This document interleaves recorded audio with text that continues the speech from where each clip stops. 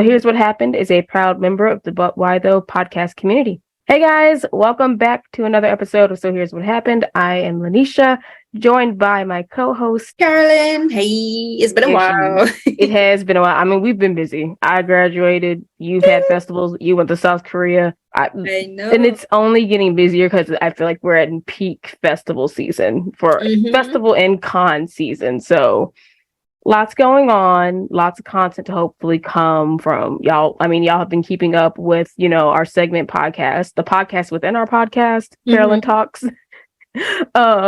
So yeah, keep up to date there with all the things Carolyn, all the festivals and things that Carolyn has gone to and industry people she's interviewing. I will get back to doing interviews myself eventually. Honestly, I like to just talk about manga, anime, and films, which is what we're going to be talking about today. Specifically, we're going to talk about a little Disney number that has been doing numbers, The Little Mermaid. I think they said that the movie has made double the budget back by now. I'll look up the actual number, but it's been doing gangbusters. Yeah, they've been more. I think they've more than doubled the budget right now, just in the US alone. Like it's been like doing it. Oh yeah, if we're talking nationally, they made their money back. Oh yeah, so in the US it has made over $200 million. And the budget was 250 mil. Okay, so they are almost there then. Yeah, but that's just the US. That's just the US, right? And they can do like 50 million in the US alone in one weekend. Yeah, no, I believe it because like people are just still now seeing it. So I feel like it's going to continue to make more. Yeah, see right now in the world it is ranked second and it has made worldwide $326 million. Right. So that's a lot. That is a lot. Like it's already taken over from Fast X. And some of these movies have been out for a while, so that's bound to happen. But right, the film has only been out for it's not like this weekend will be a full week because it came out on June the 2nd. Exactly, which as y'all know, it's been a week. This is a podcast. We're going to have spoilers in it, but also this is a film and story that has been retold and can be told. If we spoil The Little Mermaid for you, I feel like the only things we would actually be spoiling are any of the changes they made in the story this time around. So with that being said, let's dive right in.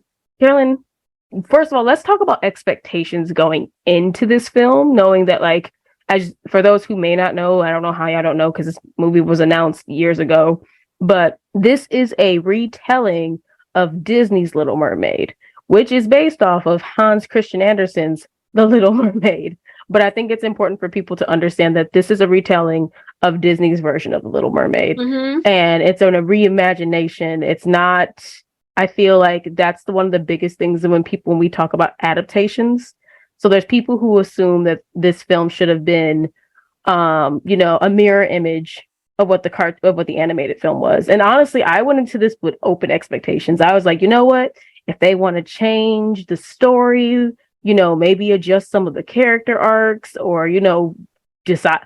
I was kind of open to any changes they wanted to make to the story. Because if I'm being honest, while I love The Little Mermaid, the original film, we can't deny that Ariel is very two-dimensional in the animated film. Pun intended. One-dimensional. She's a very flat. Like, let's keep it real. We'll get into this more, but let's keep it real. The Disney female heroines, the princesses, maybe with the exception of Mulan and Tiana, are very flat narratively. They're not very well-rounded characters at all. It took a while for them to become well-rounded. Because I would say it was the Little Mermaid series is where Ariel has more personality and more depth as a character. And that's where I fell in love with her more. Like, I love the movie. But for people who don't know, it's that series, which I feel like somebody watched that series.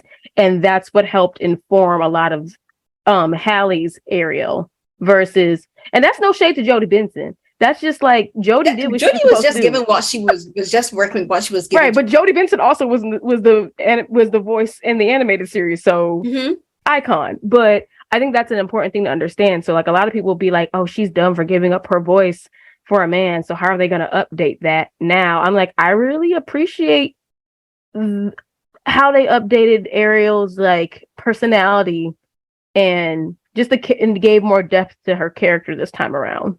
Yeah, they let me pull up I have the credits up, so my things went down. So like it's directed by Rob Marshall, who's directed Lost Musical. So he did Chicago, which is one of my favorite musicals, but also one of my favorite musical films. Like he did that, and Into the Woods, which was the the angsty dark version of Cinderella, and also like Hansel and Gretel and those kind of things, like all those Grimm brothers fairy tales. Exactly, he's done like those kind of adaptations, so he knows how to direct musicals. And for the writing, like the script was, yes, they used the original. They didn't even go back to the original Hans Christian Andersen tale. They just redid the Disney version, right? Disney adaptation of Hans Christian Andersen's The Little Mermaid. And like the writing was done by David McGee and John Musker. And John Musker, I believe, also worked on like the first film. So he was kind of like as a consultant.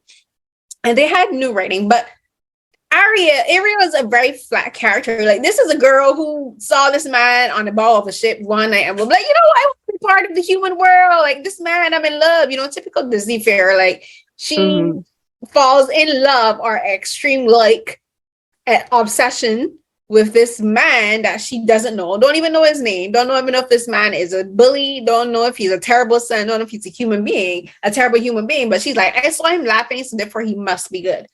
But that's what I will say, this, and that happens in the cartoon. But what they did with this film is that we got to see, I think what makes this film really work for me is that Eric, played by Jonah Hauer-King, he's given more depth.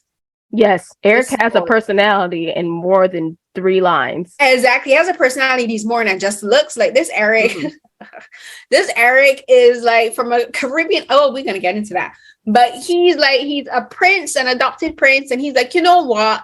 I want my country, my subjects, my home to be more than it is. I want to move it toward. I want to move it into the future. I want it to be not as stuck in the past as it is, and to be on level, which is very American thinking when you think about it, on level with other countries internationally. And I like that. They're like, you know what? This boy has purpose. He's not just there to be a prince and like twiddle his thumbs and waste taxpayers' money. He's like, you know what? I actually have. I wonder if he's supposed to be like kind of based on Prince Harry. If that'll be hilarious if he's supposed to be based on Prince Harry. I mean, I honestly appreciated that, like, for Ariel, the moment that she, like, I guess we could say she fell for him, or like she became enamored with him, is because she heard him talking, and it's like his ideals and feelings about wanting to explore the world and not wanting his kingdom to be left in the past or to be forgotten or to fall behind. Because like he gave legitimate reasons. Like, no, it's not that he just wants to go exploring all over the seas. It's like, no, I need to figure out ways that I can help us stay ahead so we don't fall behind, so that I can like, and that's how he sees himself being a good king. Where it's like with Ariel, her position as being the youngest daughter, we see that Triton has 7 daughters. The 7 daughters, well, which is confusing because if he had 7 daughters and 7 seas, 7 daughters from the 7 seas, it was like the UN nations up in there. It was, but like my whole thing was like, so what is Ariel supposed to do? And I kind of wish that she had pointed that out. Is like, Daddy, what am I supposed to rule? Like, you have 7 daughters who cover the 7 seas. What is Ariel's job to take on Triton's role eventually? I was just curious because it's like, I could see why Ariel is like, well, I ain't got nowhere to rule. Why don't I just go and have these adventures and learn these new things? And like, so I feel like Ariel is very much like, almost like her role, like if all the daughters have their role, and granted, like I loved seeing the daughters, but like their moments are very small.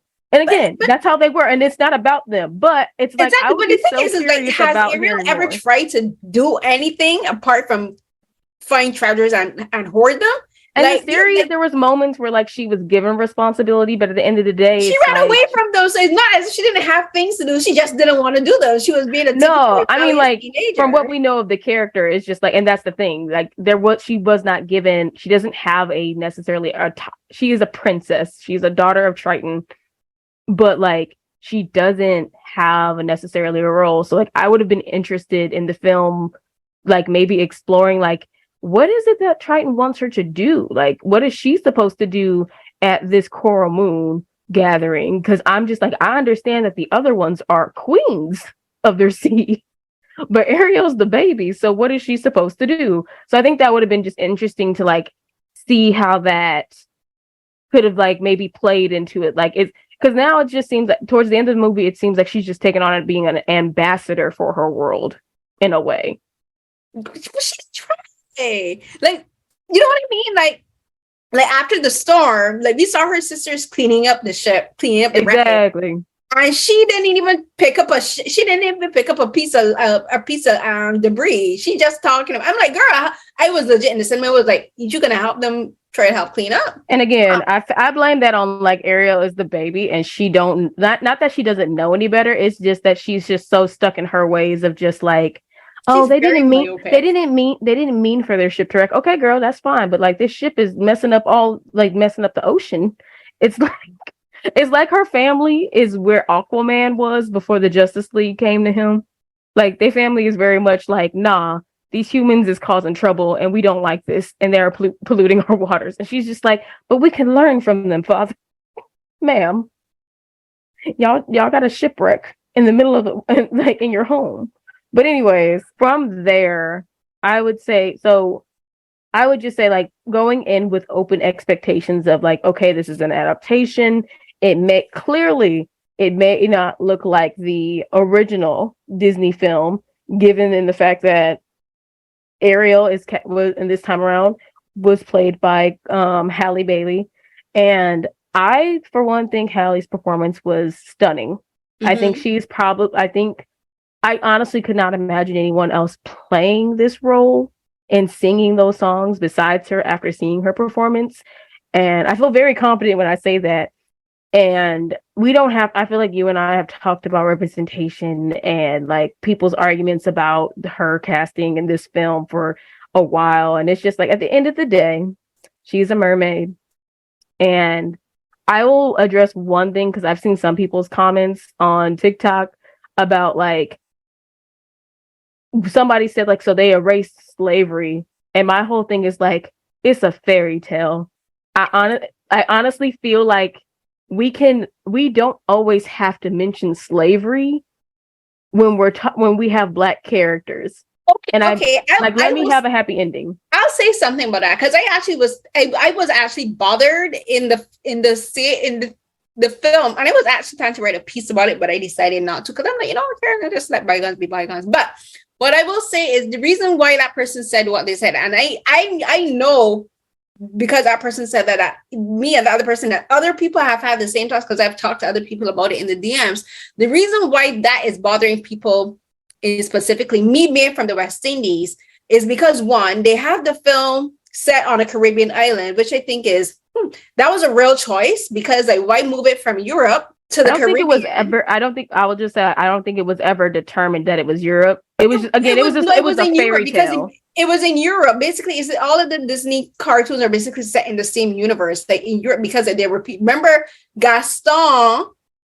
Not Gaston, sorry. Who am I saying Gaston? Remember Sebastian went to the palace and the cooks and the maids were speaking French. And all of the other maids and servants were speaking with European accents. Some were French and some were British. So it was set in Europe. The original film was set in Europe. The original Hans Christian Andersen Little Mermaid is set in Europe. It's a European story. The original cartoon from 1989 set in Europe. So when they moved it from Europe to the Caribbean, I saw the tropical trees. I saw the tropical landscape. I saw the palm trees and the coconut trees. I'm saying, please don't tell me they set this story in a Caribbean island. Then you have the scene where he's talking about traveling all over. And he's naming countries like Venezuela. He's naming he named Jamaica, I believe. He named a few other Caribbean islands, but they're not even going to name the one that they live on. From a West Indies, as a Caribbean person, and the history of slavery in the Caribbean, I had issues with that one. But then you had that scene, but then also they talked about the rum trade and they talked about sugarcane trade. That's slavery is existing in that universe. They talked about it. So this is the same issue I have with Bridgerton, where they're pretending that this is a fantasy, but you're mentioning real world situations, you know? So like, I understand what the person's saying. And then not to name the country. And then like you got all of this and then like the architecture of the palace, people outside the Caribbean aren't going to recognize it, but people from the Caribbean are going to recognize the architecture used in that palace. And that's where it's telling me that's slavery exists, is because in the architecture of the palace, there's these, if you look at the walls, there's these blue and white murals, right? And in the Caribbean, those murals are real.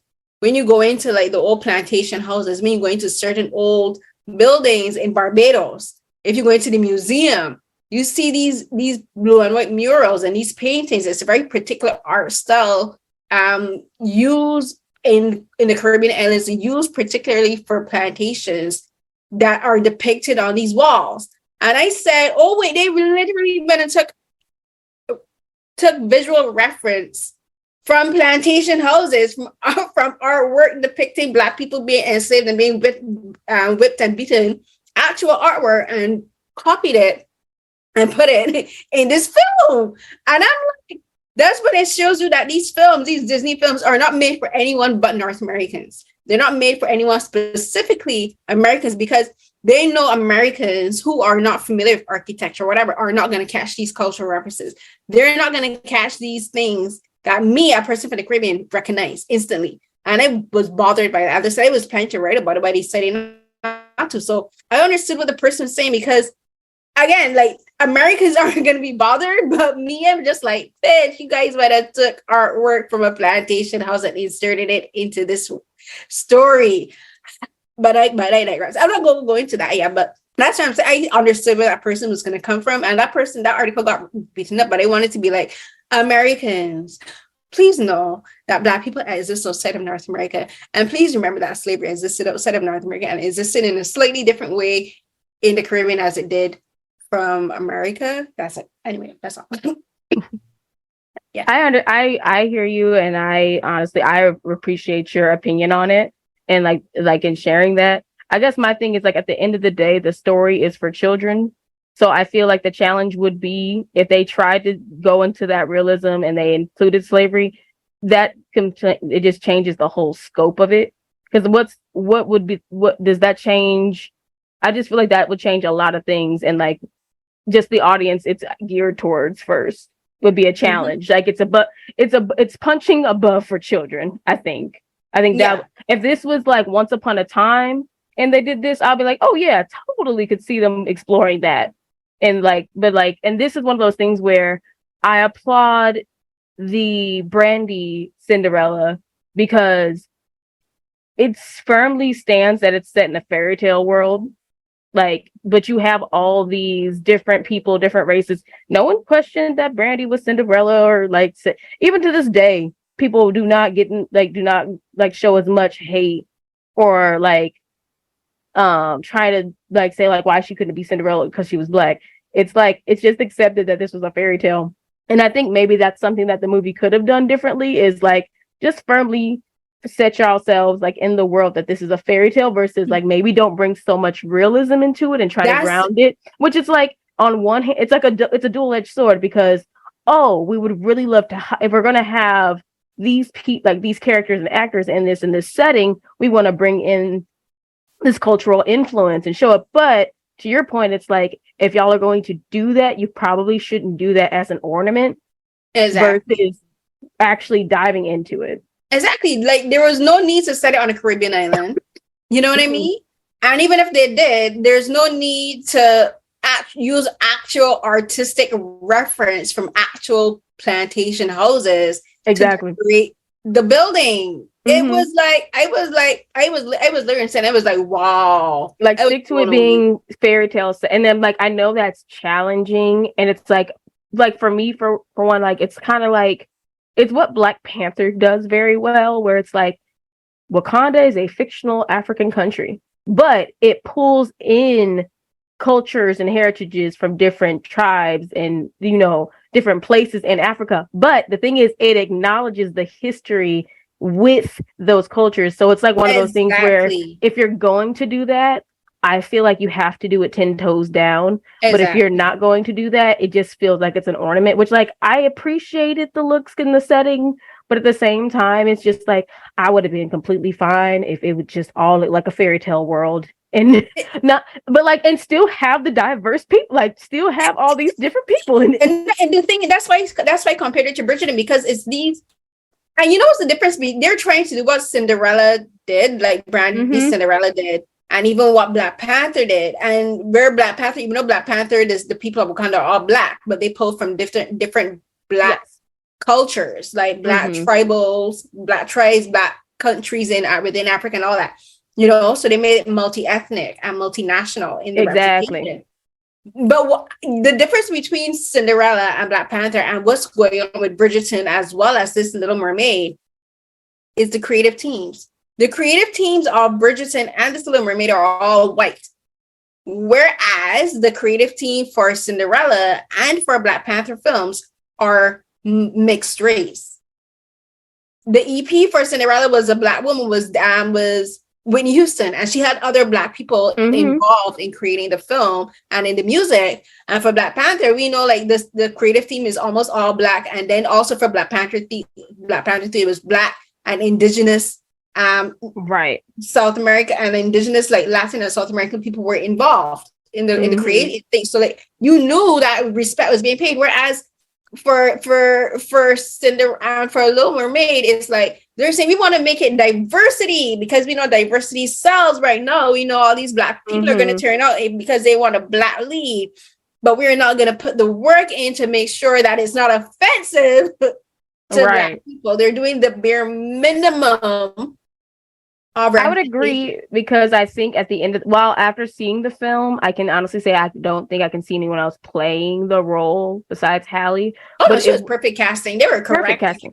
Perfect. But if originally they went with a white actress, I probably would not have batted an eye and would have still gone and seen this movie. Oh, for sure. I love the Little Mermaid, because it's like truly at the end of the day, they did not have to make the Little Mermaid Black. They didn't have to do it. But it's one of those things where, like, in my brain, it's like this. Bruce Wayne will always be played by a white man because Bruce Wayne is a white man. And his whiteness is integral to his story because there's a lot of his privilege. A lot of the things that he gets away with as Bruce Wayne, as well as Batman, is because of his whiteness and his privilege and his wealth. And when we're talking about a mythical creature that is not real, and Ariel is, and mermaids exist in multiple cultures, and is drawn, and like the concept of mermaids is not owned by one country or heritage. So it's like it's a mythical creature. Anyone could be a mermaid. Anyone. And that's the thing that I think people should understand is like, yes, they did not have to, but that does not mean Hallee cannot play this role. And honestly, I and that's what I think I stand by the most is like she didn't have to, but that doesn't mean she couldn't do it. And I'm glad that she did. No, she did. She was the perfect casting. I saw her and it was like, you are a princess. You got your big eyes, looking all lovely and endearingly. And the way she knows when to sing and to talk, like when she was singing Part of Your World, she did that perfectly. I just felt like this is it. This is exactly what we needed. So I think moving on from her, because I feel like Hallee does carry a lot of the movie, even in the parts where she's not acting and she's acting with her face. I think that was impressive. But moving on to let's talk about Ursula. I will say, I think Melissa McCarthy did a good job as Ursula. However, I feel like the directors decided that our Ursula from the animated film was too much. Because I feel she's too much. That's the thing. That's the thing. I love that she's too much because I just needed her to be like a little more zhuzhed, a little more extra. Like she definitely did the whole, pathetic and like that was cool and all. But I was just like, I felt like something was missing with her Ursula, and it was just like it's not necessarily the wardrobe change, but I really feel like it was just, I don't know. Ursula from the cartoon was just like more menacing. Yeah. And the reason that she's not as menacing as she should be is not because of Melissa, but again, it's a direct, it's decision that made by the directors, where it's like in the cartoon we see in like Ursula's lair in her cabin that she has like her walls are lined with the mermaid people who lost to her, and like, you know, they're trapped as sea anemones and like trapped as clams and all these things on her wall. You know, we see their spirits haunting there, and you see that like, when Ariel is going in, like they're telling her no, don't go. They're like warning her. We don't get that in this one. In this one, they actually removed that complete element of where you see that Ursula like is keeping these mermaids trapped and enslaved. And it said all we saw is these skeletons, and it's like, again, like, Ariel girl, you be like, this girl, she is not the brightest bulb in the shed in the two. I appreciate it though that she had that moment like, no, this is wrong, and then but like it was a problem with that's all with Ariel from the beginning, from the very first cartoon. Like, this girl was not that bright, because I'm like, you see all these people telling girl that you not see this woman turn me into a sea anemone sticking to her she wall. explains it in the song, and she explains it in the song that like, oh, but I've had to even the scale with them. I'm like, what do you mean even the scale? Like, she was like, you lost you lost, so therefore this is your penance. And that's why I've always been like, you know what, Ursula is not wrong, because she told Ariel what the deal was. It was in the contract. Her fault that Ariel was in the contract. Exactly. She didn't force Ariel to sign the contract. Ariel did that all on her own. Ariel's the one who went to Ursula. Okay. So I've always been like, you know what? Ursula had a point. Ursula was making points. And she was also talking about the classism within the mermaid people, because like she was on the outskirts, because Triton ain't shit. You know? I mean, I honestly would have loved, this is one of the reasons why I still did appreciate Once Upon a Time, because we got an Ursula backstory at one point. However, I was waiting for them to explain, like, so what did she finally do to make him kick his sister? Also, spoilers, y'all. Ursula and Triton are brother and sister in this one. Okay, so I have a theory. That she killed his wife? No, Ursula didn't kill his wife. I have a theory that Ursula and his wife were best friends. And he did something that led to her death. And Ursula... I believe that he usurped Ursula. I feel Ursula was meant to go on the throne, and he backstabbed her. And whatever that event was, is what caused the wife to die, and for Ursula to get excommunicated and banished from the kingdom. And that's why she hates his guts, and that's why he's afraid of her. You know, Triton is afraid of Ursula. And I think that's why he's afraid, because he's afraid she's going to come back for her revenge. And he'll be like, you know what? If she reveals the truth, he is shit out of luck. So that's why I've never been on track. That is an interesting headcanon, I will say. Because that's my headcanon. I mean, I guess like, because the oldest sister says like, you don't remember what happened, but like, you know, he like, they say like how humans killed their mother. I'm just like, can we get a flash? I was just like, this movie is 2 hours and 12 minutes long. Can we get a flashback of the mom dying? I would just appreciate some content, or a flashback of when he banished Ursula, just because like just saying it, I feel like, okay, thank you for the context. But like at the same time, because the thing with this film, they added in things that we didn't need. We did not need that terrible Scuttlebutt song. I hated. Just let's get to that too, because the reason I mention that is because that time could have been used to give us more development with Ursula and Triton. Like, right. That time could have been used to develop them more, because Melissa McCarthy overall wasn't given that much in the film to do. And actually, there's a couple scenes in the cartoon that's not in the film. Mm-hmm. You know, like when the mer people get turned back into humans and she's all distressed, that's not in this film. Right, when she's destroyed and people are returned. And it's like, my thing is, and I'll say this when it comes to Ursula and Triton, I feel like Triton's reasoning for his disdain towards humans made more sense in this film, because it wasn't so much about fear of the unknown. It was the fear that he couldn't protect his daughter like the way he couldn't protect his wife. However, you got to connect them dots, and it's not really until the end of the movie where it's like, well, what am I supposed to do when I can't protect her?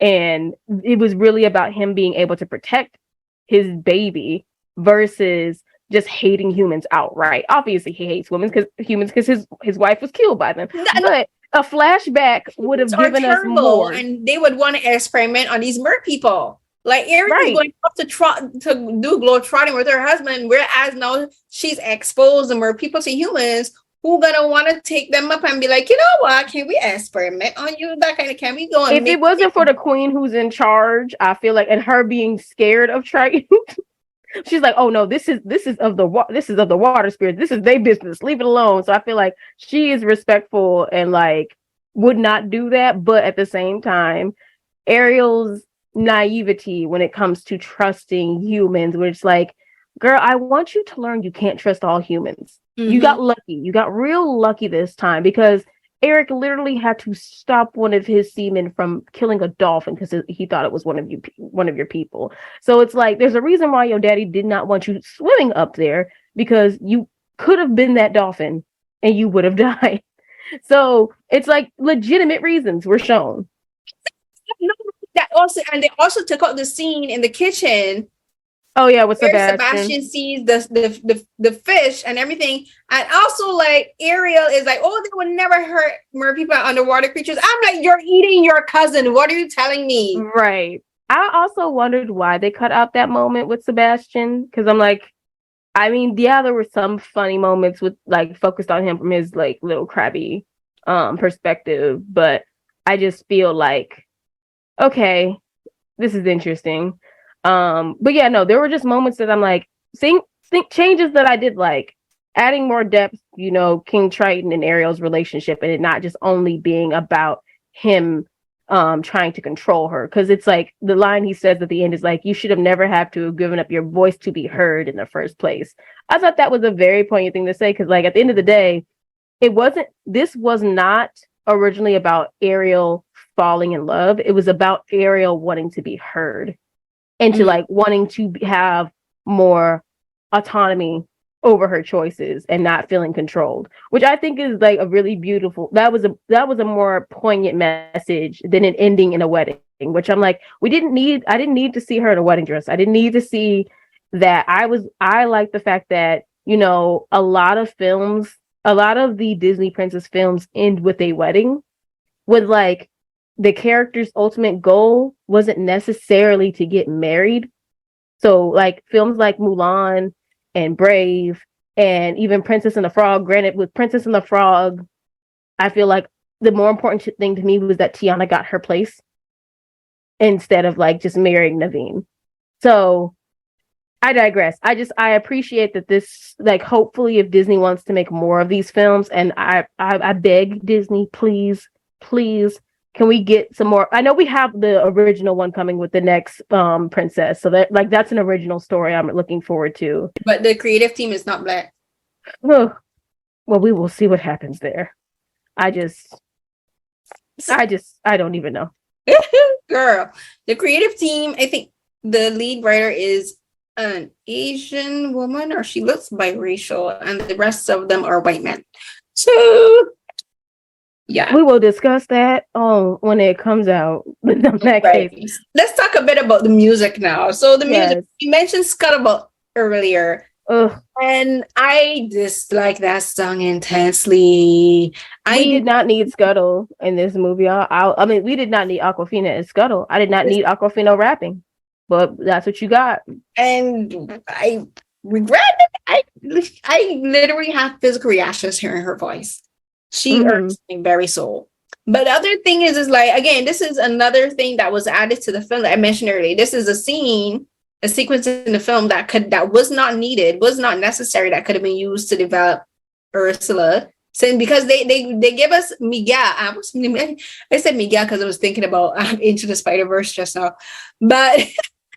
But they give Eric more depth. Like, he has a whole song talking about exploring the world, a pretty forgettable song. But at least it let us know that Jonah Hauer-King can actually sing. He has a great voice.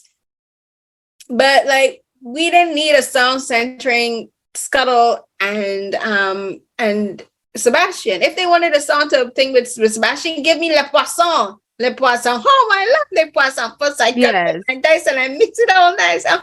Oh, that's what they could have been using that scene for. But then the music, the orchestration is gorgeous. The score is gorgeous, but you can't go wrong because you have the original score by Alan Menken, which is like a classic score. It's one of the best Disney and best film scores ever. So the orchestra and the composer and everything, they did their job there. But when you got Lin-Manuel Miranda basically reusing the same rhythm and score from Hamilton and also Into the Heights, it takes you out of it completely because you start thinking of Hamilton songs. That's what like I heard that. And then they had this then they did the lagoon scene, Kiss the Girl, and Aquafina can't sing, and it just those scenes threw me off completely. And then Daveed Diggs is hilarious as Sebastian. His comedic timing worked. His accent, however, the timing worked. Yes, thank you. I'm just like, here's my problem. And again, I am not Jamaican. I can't speak for people, but I just feel like personally, I just feel like why have him voice Sebastian and do an accent when there are plenty of talent who could do that with their regular voice, who are more than qualified. And it's like, yes, like you said, like most Americans are not going to be able to tell that is a bad accent, but it's like, I'm not going to fake doing a Jamaican accent because y'all ain't going to cancel me on here on this podcast. But the point is, it's just like someone's doing a voice, like when you don't have to do a voice. This isn't like voice acting when like a character has to change a voice to fit the character. Like, no, y'all told him do a Jamaican accent. Because the original Sebastian was voiced by a Jamaican, I think it was Trinidadian actually, actor. And so like Daveed Diggs has even said in an interview, like he eventually gave up and was doing whatever he felt like doing. So he didn't even care enough to learn how to imitate a proper Trinidadian or even a Jamaican accent. He did an approximation of would have been better. Right. Exactly. He didn't even It would have been better if you did the work, because if people want to use Chadwick Boseman as an example, like we've used an example, like again, Wakanda, not a real place, but but they created a language and accents around Wakanda, which that means it like I find Chadwick's accent and performance acceptable. Whereas this was literally someone gave him the direction of like, just do a Jamaican accent, whatever you think that sounds like. Exactly, or whatever you think they sounds like. And that he didn't even care, just like it annoyed me the entire time. Yes, I laughed out loud because the dialogue was funny. I said his line delivery and his inflections were funny, but the voice that he used, the accent was, I think, terrible. And like even if he was giving it, the director could have been like, you know what? That's scrapping and let you just talking in regular voice. You know why? Because Hallee was talking in her regular voice. She was talking with an American accent. Literally, her daddy got a whole Hispanic accent. He like Javier Bardem was like, I will not pretend to be anything I'm not. And which I appreciate it because I am here for Zaddy Triton with that voice. But I'm the king of the seven seas. I'm gonna stick with my accent because I have traveled and seen the world. And I would ask someone like, what would King Triton's voice sound like? Like, what is an accent that King? Because you can't tell me one. You can't. I'm sorry. They're under the sea. They're under the sea, and they're mermaids, and he's a crab. Hallie's out there talking with her American Southern accent. I think because they think they're from Houston. That's what she's talking with, like a flattened version of that. Let Daveed talk with his accent, just tone down the American inflection a bit, but like just do that because you got Melissa McCarthy out there talking with her American accent, right? She did a voice, but it was more so that sultry voice that she was doing, which again that worked for the character. But yeah, I did not need the whole rap break with him and Aquafina. I did like some of the new music, I will say, like, and then like there's the part where like Ariel can't speak. I think it was really, I really enjoyed that perspective of her. Like we're hearing her internal thoughts through song, which I think was an interesting way to go. Very different from like what they did before, where it's just like, yeah, no, she can't speak. And then also Ursula mentioning like, oh yeah, I also added something extra to the spell because I'm like, thank you, because this would make more sense in reality. Because yeah, if she didn't forget about the kiss, she probably would have been kissed that man. She would have been trying harder. Exactly. right? She would have been kissed him, but I was like, this I appreciate updating certain things in like these classic films because it adds more depth and reasoning to it. And I think that's what we should expect from adaptations. Everything doesn't have to be a reflection of the original. Exactly. Like they update it, make it more slightly less problematic, but also Yeah. like put effort into it. Because like, okay, so like we mentioned one of the song, like the new song. So like one of the new songs that did work for me is like because she can't talk, but she's like, we know that Mm-hmm. she's singing in her head where she's like getting changed, she's in the past for the first time and she's getting changed and she's looking around and wonder. I love that new song. That new song was really good. And it actually reminded me of the song In My Own Little Corner from Cinderella, where with Brandy the more she goes, in my own corner, my Yes. that reminded me of that because Mm-hmm. I like that new song with Haley, and it makes sense that they would give her an extra song because she is a singer, so it makes sense to give her an additional song where we get to hear her singing because ironically enough, Ariel, who's known for her voice, actually doesn't really sing much in the entire film, Mm-hmm. so they gave her an extra opportunity. So that's one of the updates for the film that I really appreciate. That's where I was like, you know what, that's one of the things that makes it worth watching for me. Because I will be honest, if I had to make a choice of a film that I would rewatch, I would still go for the cartoon first. But when people would say, would you still watch The Little Mermaid? I'm like, because it's still a good film. Like I really Mm-hmm. the updates that it did made it work. Hallee makes it work. Her chemistry with Jonah makes it work. Her like Melissa McCarthy, like what she asked Ursula makes it work. Even Eric's scenes with the mother who is black, Mm-hmm. played by let me get the actress's name.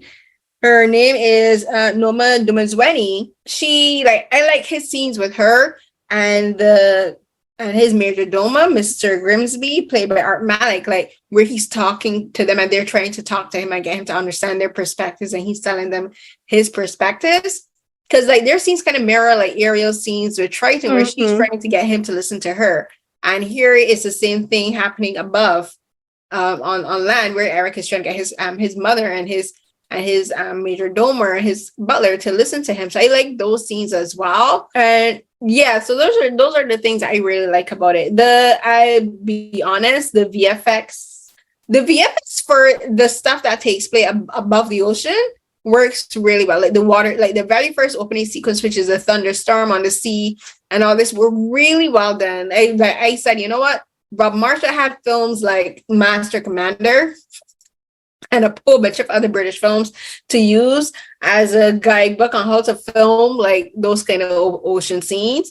But the underwater VFX scenes were not very well done. Some of Like, them were hard to watch, like with the camera being the first person perspective. Like there was that in the first few minutes, it's like taking you through the coves and the coral, and like it was just hard to focus my eyes at first, and I'm just like, oof, this is not for my old eyes. exactly. It reminded me of the same issue I had with Avatar, where because they're going for a hyper realistic look and like the increased frame rate is like your eyes are saying like the ocean does not look like this underwater at night, where all these bright colors coming from. Well, no, there are bright colors in the ocean on the night, but everything, only certain things are fluorescent. But even then, like even in the daytime sequences, the VFX for Haley, because it's all VFX, and Mm-hmm. her skin tone her skin tone and Ursula's and the mermaids' skin tones have this plasticky look to them. They look like they were like their skin looked like it was made of clay or wax. Like it didn't work for me. So the underwater scenes unfortunately did not work. And speaking of the underwater scenes, like we did, like when they did the one thing that I was really missing when it comes to the music was, there's a scene where Sebastian is telling her about Under the Sea. It's not a chorale piece. So, like in the original version, you have the animals singing. The animals in this one didn't sing. And that was because they're all VFX. So it's not a choir. We're not hearing a choir singing. So that's another problem where they're doing these live actions, is because they're doing so much with VFX and they're not having like Mm-hmm. actual voice actors playing like side characters, we're missing like the core, what I would call the choral element. We're missing the choir element. Yeah, I would say that's missing. Yeah, I would say some of the most impressive shots were seeing Ariel as a mermaid on land. Seeing her like laying on the rock, and like I will say that first scene where she does the iconic like singing and then like the water behind her. Me and my sister could not help but laugh because the way her hands was moving. I was like, hold up. Oh, she's sliding across the rock like that. It's like a monster. I was like, bro, dude. Sliding across the rock like that. Like, what? I just need to know who told y'all to do it that way. Why? Why you look like a monster? I'm like, is this gonna turn into a horror movie? I laughed too. I was like, how is she gliding across the rock like that? I'm like, why you do that? But okay, I think some of the more impressive shots were definitely out of the water, which is sad to say. Like, yes, they're like, I love the mermaid's hair underwater, and I think underwater filming effects has come a long way. Given that, like, I think Aquaman was one of the first to do it. And I feel like I would say that's a pretty good one still, but like, I don't think we've hit perfection yet with that. I think that's just one of the things that's going to it'll get better with time. But I was more impressed with the shots of where she's a mermaid or like the other mermaids out of water, or like just seeing her sisters underwater and like all of their like the different unique designs was like beautiful. But I will say, speaking of clothing, I just wanted to see the purple dress when she came out the water. I know it don't match. I know it doesn't match anything in this era that everyone else is wearing, but I was just like, that damn blue dress. That was the only outfit she. This was iconic. It was cute. It was iconic, but I was just like, I just wanted her to come out the ocean in a magical dress made by her daddy. Again, that was like, that is not a dig at this movie. That was just like me just being like, okay, this blue dress. It's not a dig. It's still good. The costuming, I think, was great. I honestly think the costuming was really, really good. No, the costume is good. You mentioned the hair, so I have a small nitpick with the hair. Oh, the locks. They did the locks. I like that the decision the hairstylist made with keeping her locks and wrapping it. The problem was the type of locks, the type of hair they used. They used like that stiff yaki, you know. They didn't use the right texture. They should use an Afro kinky hair because it would not only keep protecting Hallee's natural locks, but it would stay together because she used straight hair. You can see some of her locks poking through, and it's like, I don't think anybody who is not familiar with how locks are supposed to look, or like how braids in general are supposed to look. But typically when you have locks, and if like, because both my sisters and my mother have locks, it's like one of these things like, if somebody wants to have like added hair on top of it, they gonna make sure that stuff is wrapped tight, which I think for the fact that they had the team that they did, I can understand. Like, she had to go underwater quite a few times, so I imagine it could have just been one of them times like, dang, we missed it. But they could have used, but that's the hair type. The hair type would have been a better choice. I agree. The hair type makes all the difference. I think and this is where again the directors, the creative team was like, we want to do diversity, but we don't want to do diversity all the way, because they were like, we still need her to have like white hair, quote unquote white hair. We still need her to have the signature Ariel hair flowing in the water, you know, making it all white. And that can't happen if you're using Afro kinky texture, because Afro kinky texture hair, even if it's for full locks, even if it's fake, once water hits that, you know, like the texture is gonna look black. They're like, okay, yes, she's a black woman, she's playing a mermaid, but she can't have like full black hair. Right, which I feel like was the compromise with, like, don't get me wrong, I love goddess locks, but I think that was probably their compromise with like having half the hair locked and then like having the rest of the hair at the ends flowing more. Which, yeah. But I was just like, I'm like, girl, this is like where you were. I was just a $250 million movie, and I can see her locks peeping through. Yeah, I feel like it's such a minor thing, but it's just one of those things like, dang, you know, I'm being all that work. Pick it up. we got that we as black, and it looked stiff and dry, and it was just like, wow. I agree with you because if they did use like that kinky and like there's wet and wavy. Granted, I know wet and wavy do not last that long, so it's like as soon as wet and wavy get wet, it gets tangled. So it's like it would still give that. We're getting way too deep into the hair, but like the whole point is like I appreciate the fact that we know that there was a team of black stylists on set to do this, and honestly, this should be the standard moving forward. But that doesn't mean it can't have room for improvement. Like Exactly. I just think like I think of other films where you will see black characters, and I just be like, who the hell did their hair, and what is that wig? And ugh, it irks my soul. Like when we've heard stories of actresses having to do their own hair on set with limited materials, with limited supplies, I would scream. I would absolutely scream. Yeah, because like having black women or black hairstylists doing black hair for black leads is still an exception and not the norm. Like I read like my piece, hey, soft toot.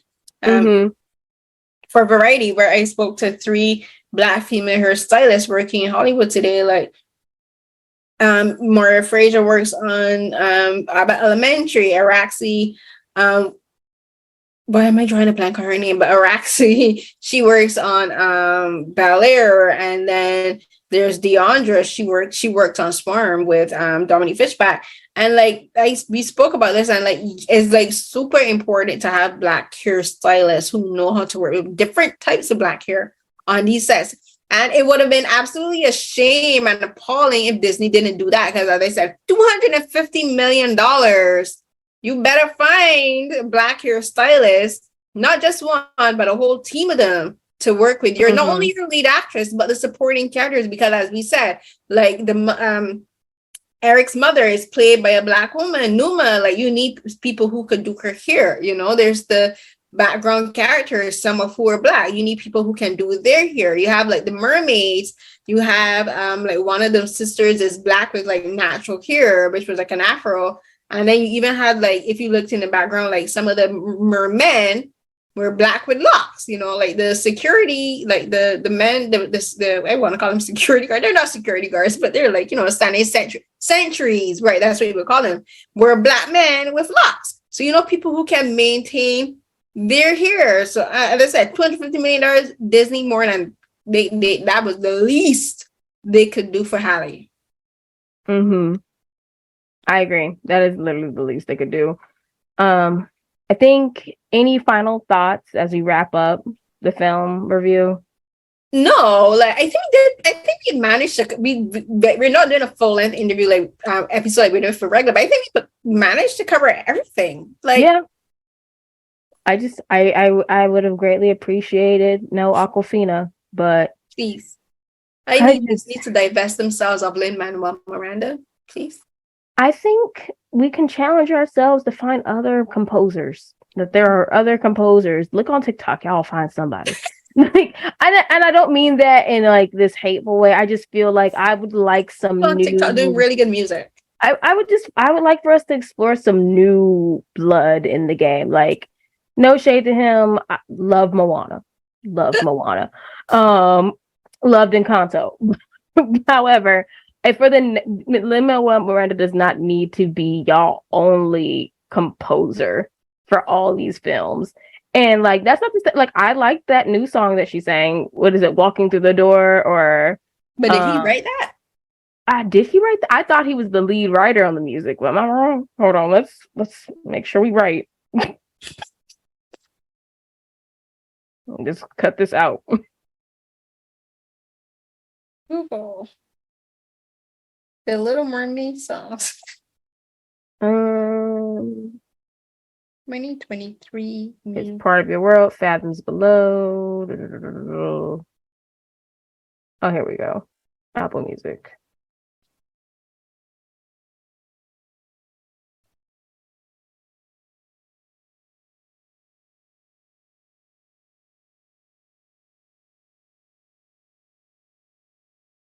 For the first time. For the first time. That was another song from. That was from. I'm singing it. That was from what cartoon? That's from another Disney. The First Time in Forever. You're thinking of Frozen. Yes. And forever, because I started humming it in the cinema. When she started to say it, was like, wait, this song. It was very reminiscent of that. It's sung by Ariel. Okay, here's on the Wikipedia, the Disney Wikipedia page. I was trying to find them. The song was created to almost work as a montage so that they could take Ariel through the experience of coming on land, and it was like to be put in shoes and having legs. Yeah. It's not saying. Yeah, lyrics by Lin-Manuel Miranda, composer Alan Menken. Composer's Alan Menken, but the lyrics was by Lin-Manuel Miranda. The composition makes all the difference. Like Lin-Manuel Miranda is a good lyricist. He's a great lyricist. Music is the compositions. Mm-hmm. The compositions are almost all the same, and if you listen to from In the Heights up to now, he has like it's a very iconic, and I say iconic, or very easy to identify if it's a Lin-Manuel Miranda song, and it's just like I'm not saying he has one trick. I am saying, however, I'm saying it don't take it. You could play one of his songs, and I could tell you if he was behind it. I feel very confident in that. And you can play for the very first time, and hear for the very first time, and immediately know. Yeah. It's not hard. It's really not hard. And I mean, like, I like his music, but I just want more. You know, like I would like. Oh, fun fact. Regarding the song shares the same first 4 words for The First Time in Forever and for the first time from the musical adaptation of Tarzan. Yes, I love that. Alan Menken, you genius. He's a gem. He's a gem. We love Alan Menken. He's a legend. Like we gotta have an episode where we just like give him flowers. Honestly, we should, because I think he also wrote music for. I think he also wrote music for Hercules. Yes. He's the reason we probably got the music singing the way we did. Between him and Phil Collins going hard on okay, this is getting off track. Let's wrap up this episode, and then maybe this will be one of the things we bring into reality for y'all. We can just do a Disney let's do top 20 Disney songs. And you come with 10 and I come with 10. I was just gonna say doing a top 10 is gonna be hard. Like we'll come. I'm pretty sure you and me will probably come to the table and probably have at least like 3 or 4 in common. So it's gonna be between 10 and 15. So. 10 to 15 each. That works because the music from Tarzan alone. I just feel like we should just put the movies down. If you have more than 3 songs from one movie, just put the movie down and say the soundtrack to save us time. That's gonna be the Little Mermaid. That's gonna be Tarzan. That's gonna be Hercules. That's gonna be Mulan. Oh my god! Yeah. Okay. And until next time. I am Neysha, and you guys can always find me at Neysha Plays on social media. So TikTok, Instagram, and Twitter occasionally when the timeline isn't on fire. But yeah, follow me there and make sure y'all communicate with me and Carolyn there's a lot of good things coming out in the next few months. And just like we'll be covering a lot of things also. So keep an eye out for that. And Carolyn, where can the people find you? You can find me Twitter, Instagram, and on TikTok, occasionally posting mini vlogs. Using using my handle at CarrieCNH12. I use my Instagram and my Twitter mainly to post my recently published work and pieces, so you can find them in my pinned tweets and go through my Instagram posts. And first thing first, before we close off, we gotta say congratulations again to Neysha. She graduated. Oh, thank you. Thank you. I appreciate it. Now y'all gotta put MBA after my name. Yes, Miss LaNeysha Campbell, MBA. Period. Yes, ma'am. Appreciate it. Yeah, so until our next episode, everyone, stay safe. Bye. Bye.